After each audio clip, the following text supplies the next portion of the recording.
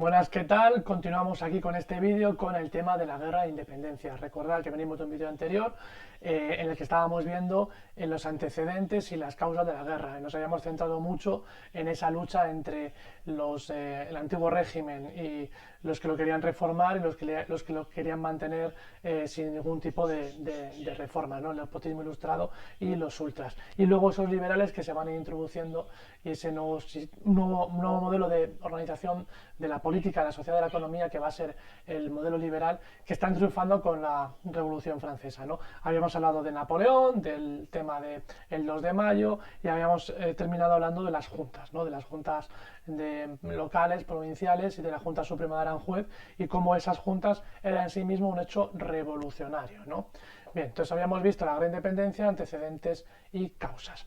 Bien, a partir de aquí vamos a continuar con los bandos en conflicto, las fases de la guerra y concluimos este tema 5.1. Estos temas largos, como son más largos, haremos 2 o 3 vídeos en cada uno de los temas para explicarlos, no lo haremos en un solo vídeo. Y esta es la segunda parte del 5.1, la guerra de la independencia. Aquí nos centramos en bandos en conflictos y en fases de la guerra. Bien, los bandos durante la guerra de independencia. Está por un lado la España de José I. Cuidado que aquí pone 1808, 1812 y esa era 1813 cuando termina la guerra. Vemos a España de José I con los territorios ocupados. Y esa España de José I, ¿quiénes son? La España que ha ocupado una parte del territorio, ¿no? Por José I, por Napoleón. Y luego están los afrancesados. Los afrancesados son un grupo de ilustrados, de antiguos miembros del nepotismo ilustrado, altos mandos del ejército, autoridades, que ante la imposibilidad de aplicar las reformas, porque entienden que la otra España es la España del antiguo régimen, la España vieja del otro modelo, van a ver la oportunidad de modernizar el país a través de la monarquía de los Bonaparte, ¿no? Es decir, para los afrancesados, que son españoles partidarios del cambio de régimen, del liberalismo, ven en la monarquía de Bonaparte, que es al final el heredero de la Revolución Francesa, Napoleón Bonaparte, en este caso su hermano José en España, José Bonaparte, les representa para ellos el nuevo modelo liberal, el futuro liberal. Es decir, el país más moderno, la modernización del país y el acabar con las viejas estructuras del antiguo régimen. Por eso colaboran con José I. No es que estén en contra de la población española o de España como tal, y que sean pro-franceses, sino que entienden que el régimen de José I es el régimen que va a modernizar el país, que va a poner la revolución en marcha y el nuevo modelo de liberalismo, ¿no? Por eso les apoyan, ¿no? El problema es que esto es una guerra ya que se ha convertido también en una guerra nacional, ¿no? La buena parte del pueblo español no acepta a los franceses. Y veremos que no aceptan a los franceses no solamente por ser franceses, ¿no? Sino fundamentalmente porque son liberales, porque van a traer el régimen liberal. Mientras que la mayor parte del pueblo español a esta altura de siglo son fundamentalmente absolutistas, su dios y su rey, y ya está. Por lo tanto, los afrancesados van a apoyar a José I Bonaparte. Ahí tenéis un retrato de José I Bonaparte, el rey de España, desde las abdicaciones de Bayona. Por otro lado, hay gente que colabora con José I, españoles que colaboran con José I, no por una cuestión ideológica, como hacían afrancesados, sino por una cuestión táctica, ¿no? De intentar conservar el poder, el negocio, la economía, ¿no? Ganar un estatus, ya que consideran que el bando más poderoso va a ser el bando francés, el bando de Napoleón, y por eso van a apoyar a la España de José I. Estos serían unos afrancesados tácticos, ¿no? Por conveniencia, no por ideología, mientras que los otros sería por una cuestión de defender el régimen nuevo político de el liberalismo que en teoría puede traer José I y los Bonapartes. Bien, el rey José I va a aprobar el Estatuto de Bayona en 1808 para intentar hacer un guiño a esos liberales, ¿no? A ese liberalismo español que es muy minoritario en este momento, para decirles que va a intentar modernizar el país, hacerle como el modelo francés, ¿no? A intentar ir construyendo poco a poco el régimen liberal en el país y acabar con el antiguo régimen, ¿no? Por eso hace ese Estatuto de Bayona. Diferencia de estatuto con constitución, importantísimo, no es una constitución, es un estatuto. Un estatuto es una ley que otorga el poder a los habitantes de un país. Es decir, es darles una ley a los habitantes de un país desde la autoridad, mientras que las leyes o las constituciones es la soberanía nacional a través de sus representantes en un parlamento, ¿no? Los que dan ley o los que otorgan una ley. No sé si entendéis la diferencia entre estatuto y constitución. El estatuto, por lo tanto, es una especie que también se llama carta otorgada, ¿no? Es el poder el que da una ley al pueblo, mientras que una constitución es la representación de la voluntad del pueblo a través de la soberanía nacional, en teoría, ¿no? Por lo tanto, no llega a ser tan liberal. Todavía no es una constitución, es un estatuto, el de Bayona de José I. Por otro lado está la España patriótica, la de la insurrección popular, la de la resistencia. Y en esa España patriótica hay dos bandos, hay también dos grupos, más que dos bandos, perdón, dos grupos. Por un lado, un grupo minoritario, que serán los liberales. Esos liberales que no colaboran con José I, como los afrancesados, pero que no están de acuerdo con el viejo régimen, sino que quieren un nuevo régimen, como el que hace Napoleón en Francia, pero que se consideran españoles y que no van a colaborar con Napoleón.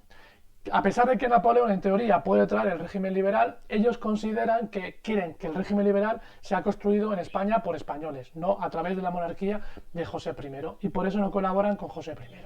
Entonces ese grupo pequeño de liberales está entre la España patriótica. Y luego estaría el grupo de los absolutistas, ¿no? Los viejos absolutistas, los que defienden el antiguo régimen, tanto los reformadores, ¿no? El despotismo ilustrado, y los ultras, que ambos van a defender a España y la titularidad del rey Fernando, ¿no? De José, que Fernando VII, que está en Francia, sea su nuevo rey, ¿no? Y el que venga aquí a ocupar el trono, ¿no? Es un grupo heterogéneo que tiene diferentes programas políticos, pero tiene el mismo objetivo, que es expulsar a Napoleón del país. Expulsar las tropas de Napoleón, el ejército francés, y al rey José I del país, ¿no? Por eso es la España patriótica. Bien. Por otro lado, durante la guerra se vive una auténtica revolución política.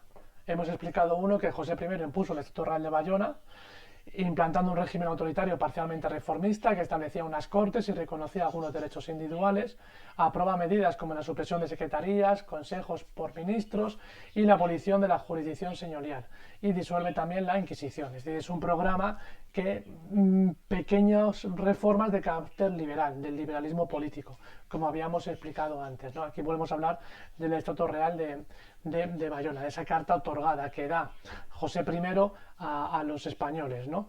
Y que intenta hacer un guiño al mundo liberal. Bien, importante eso de la abolición de la jurisdicción señorial, que ya lo explicaremos más adelante lo que significa esta abolición de la jurisdicción señorial. Por otro lado, la mayoría va a rechazar a ese gobierno de José I y va a crear esas juntas, ¿no? Las juntas locales, provinciales, y que va a ser coordinada por la Junta Suprema de Aranjuez. Esto es un momento importantísimo de la historia de España, porque es una institución nueva. Las juntas no existían antes del antiguo régimen. Ha sido la voluntad popular y lo que ha llevado en el contexto de la guerra a crear una nueva institución ante el vacío del poder. Porque una de dos, obedeces a José I o tienes que dirigir una guerra teniendo los reyes fuera, ¿no? en Francia. Y para dirigir esa guerra vas a crear una nueva institución, porque la monarquía ya no está. Entonces, esa nueva institución es esta Junta Suprema Central de Aranjuez, con estas juntas locales y provinciales. Dentro de las juntas y la Junta Suprema también están los dos sectores. El sector liberal, la burguesía ha entrado a tocar poder por primera vez en la historia de España, porque tienen buena parte del capital y porque tienen recursos, pero también están los partidarios del antiguo régimen, los que siempre han gobernado el país con los reyes, ¿no? Que serían, por lo tanto, partidarios del antiguo régimen en sus dos versiones, en la versión reformista, en la versión de despotismo ilustrado y en la versión ultrapurista, ¿no? En las dos versiones estaría también, por lo tanto, dentro de la Junta. Es decir, en la Junta está los que defienden el liberalismo, un cambio de modelo de régimen político, y los defensores del antiguo régimen, en sus dos versiones, en los reformistas y en los ultras. Pero el contexto de la guerra les ha llevado a coordinarse. Bien, esa Junta Suprema se va a disolver en un Consejo de Regencia y va a convocar unas Cortes en Cádiz. Cuando se convocan las Cortes en Cádiz, los miembros de la Junta Suprema están pensando en dos cosas diferentes. Para los ultras y para los absolutistas, ¿no? También en parte los reformistas, aunque no tanto, están pensando en unas cortes a la manera del antiguo régimen. Lo hemos visto en los vídeos anteriores. Las cortes del antiguo régimen lo que hacen es simplemente convocarse para jurar lealtad al rey o en caso de que el rey quiera pedir más impuestos. Y ya está, no hace ley, no hacen nada más las cortes. Ellos que se están moviendo en un espacio peligroso para su mentalidad, porque consideran que la Junta es muy revolucionaria, porque en teoría han desobedecido las órdenes de su rey en las abdicaciones de Bayona, van a convocar las Cortes de Cádiz pensando que simplemente esas Cortes lo que van a hacer es reafirmar la lealtad en el antiguo régimen y en su rey Fernando VII, es decir, juramos lealtad a Fernando VII, que es nuestro rey que está prisionero en Francia. Cuando vuelva a España le devolveremos el poder que ahora estamos ocupando por la circunstancia de la guerra, porque el poder, la soberanía la tiene el rey, no nosotros, no las Cortes, ni tan siquiera, por supuesto, la Junta tampoco. Es una forma de decir ante el antiguo régimen y hacer una especie de puente legal diciendo que hemos hecho un acto subversivo con esta nueva institución de las juntas, pero en cuanto vuelva el rey, le devolvemos el poder que solamente a él le corresponde. Porque este otro rey, José I, el que está aquí, es un rey ilegítimo, porque no han sido las abdicaciones legales, porque han sido forzadas por Napoleón. Hasta ahí más o menos claro.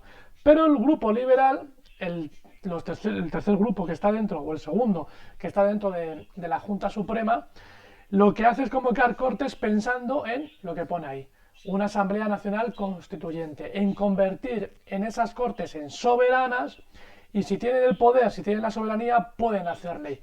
Por lo tanto, hacer ley y hacer una nueva constitución. Y a partir de ahí hacer el nuevo régimen político, el cambio de régimen político, el nuevo régimen, y desmantelando el antiguo régimen o poniendo fin al antiguo régimen, ¿no? al antiguo modelo. Esto se desarrolla en la siguiente pregunta, pero aquí nos vale para introducir lo que será la pregunta de la Constitución de Cádiz y las Cortes de Cádiz, ¿no? La importancia de esta Junta Suprema, los dos grupos y cómo cada uno convoca las Cortes de una manera diferente, ¿no? Es decir, en el contexto de la guerra, aunque esto que estoy contando no lo desarrollamos tanto, lo cuento para que lo comprendáis, lo contaremos mucho más cuando hablemos de las Cortes de Cádiz y de la Constitución de Cádiz. Bien, por lo tanto, la Asamblea Nacional Constituyente. Fases de la guerra, ¿no? Hay tres fases durante la guerra. La primera fase es la de la ocupación de las tropas francesas de lugares estratégicos, de mayo a octubre de 1808. Hay ciudades como Zaragoza y Girona que se van a sublevar y fueron sitiadas, ¿no? Los franceses fueron pasando por los Pirineos, entrando hacia España, camino de Portugal, y fueron sitiando diferentes ciudades que les ponían conexión con el camino a Francia, ¿no? Con la frontera francesa. En el momento de la guerra, esas ciudades donde había tropas que se habían dejado allí, inician un intento de ocupar la ciudad. Las sitian, ¿no? Y se producen las defensas famosas de la ciudad de Zaragoza, por ejemplo, o de la ciudad de Girona. Por otra parte, el ejército francés de General Dupont va, una vez que Murat ha conquistado Madrid o ha calmado la sublevación del 2 de mayo, Dupont va a bajar hacia el sur a intentar ocupar Andalucía, que en ese momento no tenía presencia de ejército francés. Y el ejército regular español, que solamente quedaba en la zona de Andalucía, se junta y sube camino de Madrid para expulsar a José Bonaparte de Madrid, ¿no? Entonces el ejército de Dupont baja de Madrid, el ejército de Castaños, el ejército regular español que quedaba en Andalucía, está subiendo hacia Madrid. Y en Despeñaperros, ¿no? Que es el camino de entrada o bajada de Madrid hacia Andalucía o de Andalucía hacia Madrid, se produce la famosa batalla de Bailén en julio de 1808. Y ahí vence por primera vez a un ejército francés napoleónico. Es vencido por otro ejército, ¿no? En este caso el del general Castaños vence al ejército francés del general Dupont. Es tan importante esa victoria que José I tiene que huir hacia Vitoria, ¿no? Casi hacia la frontera con Francia, ¿no? Hacia retroceder más allá del Ebro, ¿no? Sube para arriba Castaños y libera Madrid, ¿no? En esta primera fase de la guerra.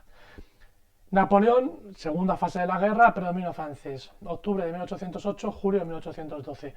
Napoleón recibe la noticia de la derrota en Bailén, entra en cólera porque supone un acto de propaganda importantísimo, porque nunca su ejército había sido derrocado. Se pone al mando de la mayor parte de su ejército, de la mejor parte de su ejército, que es la Gran Armée, porque aquí había dejado un régimen, un ejército, no la élite del ejército francés. Se pone al mando de la élite del ejército francés, que es esta Gran Armée, con 250.000 soldados, y el mismo Napoleón entra en España para defender el trono de su hermano, ¿no? De José I. recupera Madrid, llega hacia Guadarrama, se mete en Madrid, se hospeda en la zona de Chamartín, bueno, ahí está. Y la Junta Suprema tiene que trasladarse de Aranjuez hasta Sevilla y posteriormente ahí a Cádiz.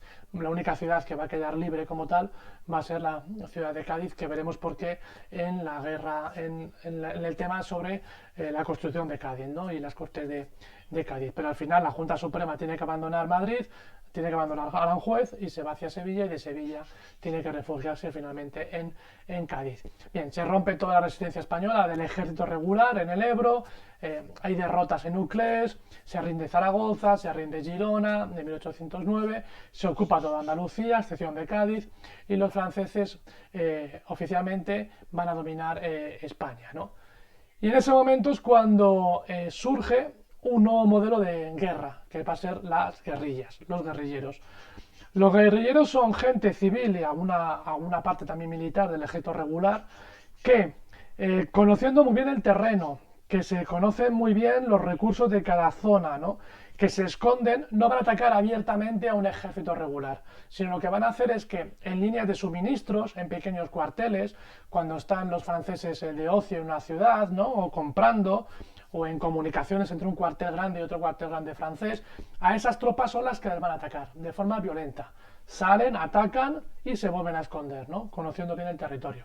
Utilizando muchas veces a la población civil, que es la que le va informando de qué francés se mueve, por dónde se mueve, cuándo vienen a comprar los suministros, etcétera. Y a partir de ahí atacan a esas tropas francesas. No consigues expulsar al ejército francés del territorio, pero lo tienes siempre en vilo, ¿no? Siempre tienes en alerta, en miedo, porque no saben de dónde les va a venir el siguiente ataque. Y se convierte en una guerra muy dura, ¿no? Una guerra de guerrilla, una guerra en la cual los franceses, una vez que han sido atacados, lo que hace el ejército es salir a buscarles y ataca a población civil porque saben que han colaborado con ellos, un poco sanguinaria, ¿no? Esa guerra. Como guerrilleros más importantes, pues el empecinado, el cura Merino y Espoz-Cimina, por ejemplo, ¿no? Que, como digo, se asolan a las vías de comunicación francesa, la retaguardia y las guarniciones del ejército francés. Bueno, ahí tenéis una foto de un cuadro sobre la victoria de Castaños hacia Dupont. Bien, ahí tenéis donde está Bailén, ¿no? En ese camino entre Madrid hacia Andalucía, de Andalucía hacia Madrid. Ahí tenéis a Napoleón con la Gran Armée, ¿no? Es un cuadro que es de la batalla de Rusia, pero bueno, es para hacernos una idea de que se pone al mando de su gran ejército una vez que son derrotados en Bailén. Y los famosos desastres de la guerra de Goya, donde se ve esas guerras de guerrilleros, ese tipo de guerra tan sanguinaria entre el ejército francés y las guerrillas españolas.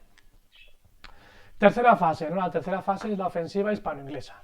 En un momento dado, la Junta Suprema de Aranjuez firma un acuerdo con Inglaterra, el gran enemigo de Napoleón y el gran enemigo de España. Imaginaros en Inglaterra cuando llega la Junta Suprema pidiéndole que les ayude contra Francia. Francia durante todo el siglo XVIII había sido la aliada de España contra Inglaterra. Has convertido a tu aliado en tu enemigo y en tu enemigo tienes que apoyarte para liberarte contra tu antiguo aliado. Un auténtico drama, ¿no? Esto de la guerra de independencia y esta petición de ayuda a Inglaterra, ¿no? A partir de este momento, Inglaterra pues va a colaborar a expulsar a Napoleón de España, no por interés de defender a España, sino por ir contra su gran enemigo que va a ser Napoleón. Bien, las tropas importantes francesas de Napoleón, la Gran Armée, se retiran camino del frente ruso y la Junta Suprema, como decimos, firma con Inglaterra una alianza contra Napoleón. Entonces se forma un ejército hispano-inglés, también con un ejército portugués, porque aquí había venido ya los ingleses a intentar liberar Portugal de esa ocupación francesa, y a partir de que van liberando Portugal ya se meten en la frontera con España, ¿no? Y Wellington se pone al frente de un ejército hispano-inglés, parte también portugués, y se vencen a los franceses en la batalla de Arapiles, en la frontera, en la provincia de Salamanca, ¿no? Y a partir de ahí ya se introduce sobre el territorio el ejército inglés, con lo que quedaba también del ejército español regular, julio de 1812. Y a partir de ahí cambia la guerra, ¿no? Empiezan las victorias inglesas sobre el territorio, se derrota a los franceses en Vitoria, en San Marcial, en Pamplona, y a principios del 14 pues, se evacúan las últimas plazas de Cataluña. Viendo que está siendo derrotado Napoleón y Napoleón que tiene ya fijado como objetivo fundamental Rusia, nunca fue España su objetivo. De hecho, nunca entendió la guerra de independencia porque Napoleón pensó que los españoles le iban a recibir como un liberador, ¿no? Como el auténtico liberador de esa monarquía vieja y adusta, matusta, que sería la monarquía de los Borbones, ¿no? La monarquía de Carlos IV. Y él pensó que siempre iba a ser recibido como un liberador y no fue lo que ocurrió, ¿no? El pueblo español fundamentalmente era absolutista y era antiliberal, ¿no? No se le hace la guerra a Napoleón tanto por ser francés como por ser liberal, ¿no? Por ser el hijo de la Revolución francesa. De hecho, se moviliza mucho el pueblo a través de discursos que hacen en las iglesias los curas, ¿no? Contra Napoleón por ser liberal, por ser la encarnación del hijo del demonio que sería ese liberalismo. Napoleón, que está más centrado en Rusia y viendo que no puede vencer ya en España y que nunca fue su objetivo principal, firma una paz con el Tratado de Valensay. En Valensay, con Fernando VII, firma la de vuelta al trono a España de Fernando y el fin de la ocupación francesa y del reinado de José I, ¿no? El Tratado de Valensay, en diciembre del 13, es la que pone fin a la guerra de independencia. Por último, hablamos de las consecuencias de la guerra. Recordad que está mal puesto, pone 1808 y termina en 1813. Las consecuencias de la guerra fueron enormes y se dejaron sentir en la economía, ¿no? En la agricultura, en la ganadería, además de la desaparición de manufacturas. Por ejemplo, a las reales fábricas que habían creado los Borbones en el siglo XVIII, a Ilustración, como la de porcelana del Retiro. Esta fue destruida por Wellington. Es decir, los ingleses no vinieron aquí de gratis, ¿no? Wellington también sabía perfectamente que España no era su aliada contra Napoleón en ese momento, pero ha sido siempre la enemiga de Inglaterra, ¿no? Va a debilitar mucho el comercio con América y se va a agudizar la crisis económica que se arrastraba en el reinado de Carlos IV. El vacío de poder hizo desaparecer momentáneamente las instituciones del antiguo régimen, aunque los sentimientos monárquicos y católicos se van a reforzar. Es decir, dos de los elementos fundamentales del antiguo régimen, la soberanía regia y el sentimiento católico. Pero va a aparecer un nuevo sentimiento que es el sentimiento nacional, de la identidad nacional española, ¿no? Que se va a reafirmar tras la victoria contra Napoleón. Bien, con esto hemos visto, por lo tanto, el desarrollo de la guerra, sus consecuencias. En el siguiente vídeo lo que vamos a ver sería ya la construcción de Cádiz y las Cortes de Cádiz de 1812. Nos vemos en el próximo vídeo.